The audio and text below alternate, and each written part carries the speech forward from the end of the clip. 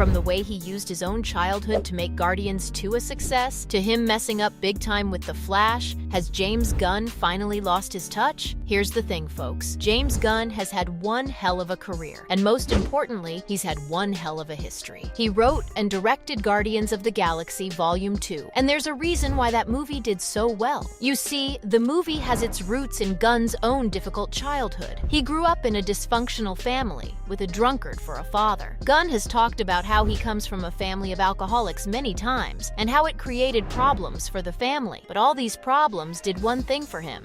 It created a bond between him and his sibling that lasted forever. He also said that being Irish Catholic, he knew that his parents loved him, and that was the most important thing. Wait, that's all cool, but what the heck does any of this have to do with the Guardians of the Galaxy?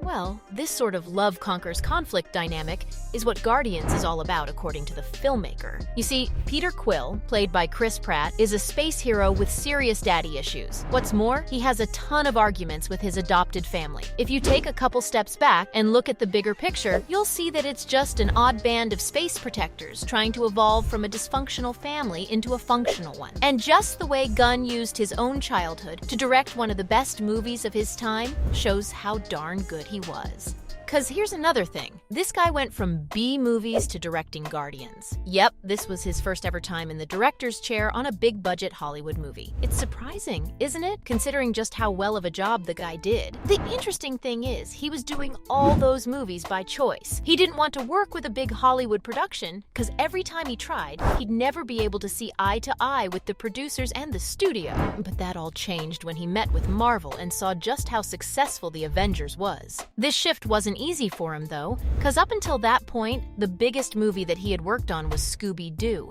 which cost $84 million to make. The Guardians was a different story, though. For that movie, he had a budget that was twice that size. Those resources were freeing and made shooting easy. Yet, just the massive scale of it all really scared the guy. Gunn said that he would often wake up at 3 a.m. feeling all sweaty and nervous, thinking he might end up making just the biggest flop ever. He even had a backup plan to teach film in case this movie failed, but none of that happened. The movie was a massive success, and he did extremely well for himself. So all in all, everything was going great for the guy. Until it wasn't. All of a sudden, James Gunn was fired as the director of Guardians of the Galaxy Volume 3, so he couldn't control his fingers and tweeted some messed up things. Once those controversial tweets resurfaced, he had to leave Guardians of the Galaxy Volume 3. Okay, here's what happened.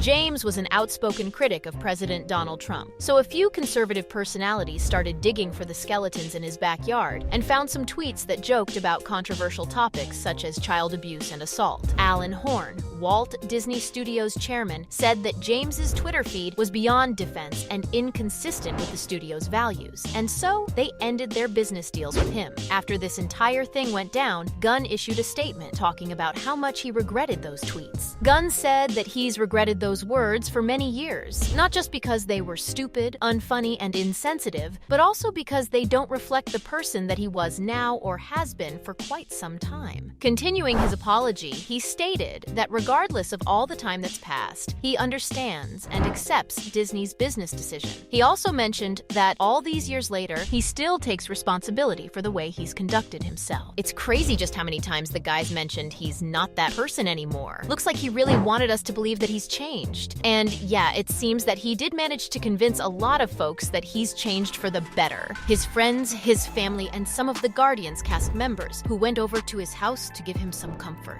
Seeing all this support crushed Gunn, and he broke down looking at all the responses. He even said that the worst day of his life turned out to be the best. Cause you know what happened next? The Guardians cast sent an open letter to Disney, asking them to rehire Gunn. And then, Disney and Marvel reconsidered the entire controversy, took a look at his apology, and reinstated him as the writer-director of Guardians of the Galaxy Volume 3. There was a twist, though. He was going to be reinstated for Guardians 3. That's it. After that, his relationship with Disney was officially over, so it was good news, but it wasn't great news. Okay, but before I tell you what I'm about to tell you, amid this fiasco between Guardians 2 and 3, Gunn directed Suicide Squad. And we all know how that went for him. So once his relationship relationship with Marvel was done for good, Gunn and Peter Safran were named co-chairs and co-chief executives of DC Studios. Yeah, just think about this for a second. He left Marvel, and it wasn't in the best of terms, to join its arch-rivals, DC Studios. And as if that wasn't crazy enough,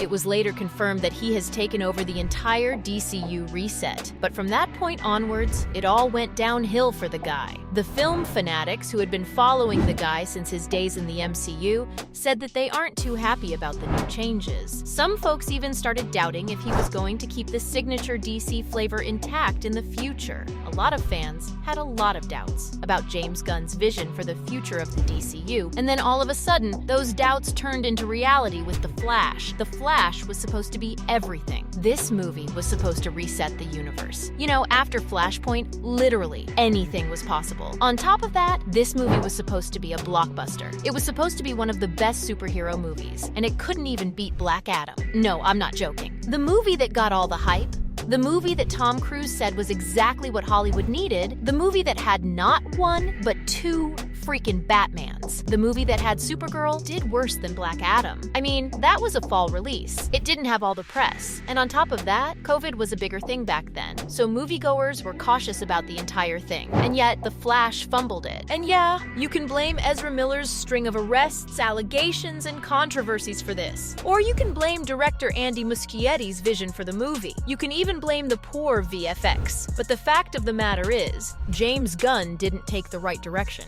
And yeah, this shows he really has lost his touch. Look, hear me out. Ezra's problematic, right? There were calls to boycott the film because of the actor. Maybe Gunn should have listened to all those folks? Yeah, at the end of the day, that would have made the movie a tad bit more expensive. But is that worse than what ended up happening? Because let's not forget, this movie grossed a total of $55 million on its opening weekend.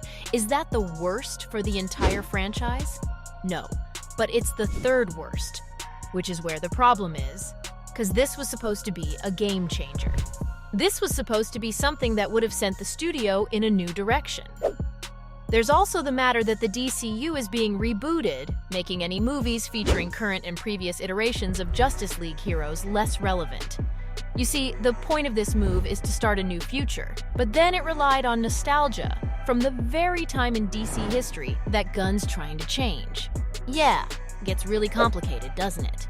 And now Gunn and the franchise won't get a chance to redeem themselves with Blue Beetle, the movie that's releasing in August 2023. That's because it's not even going to be advertised as much. So at this point, DC's future really is up in the air, and Gunn's partly to blame. Well, there you have it. From James Gunn messing up big time with The Flash, to the way he used his own childhood to make Guardians 2 a success. This was everything on whether James Gunn has finally lost his touch.